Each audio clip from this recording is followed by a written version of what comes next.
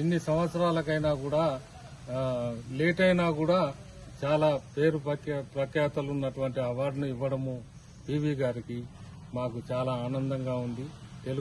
రెండు తెలుగు రాష్ట్రాలలో, దేశంలో, ప్రపంచంలో గాని ప్రజలందరూ కూడా హర్షించదగ్గ విషయంగా భావిస్తున్నాము.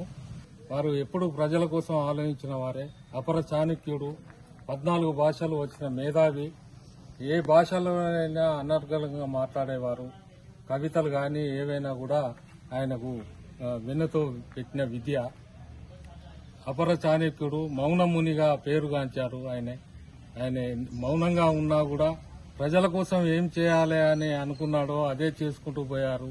అతనికి రాజకీయాలలో వర్గాలు గాని ఎలాంటి లేకుండా ఆయన ప్రజల కోసమే కష్టపడి ఆయన జీవిత కాలం మొత్తం ప్రజల కోసమే ఆయన ఉన్నారనటానికి ఇదే నిదర్శనం.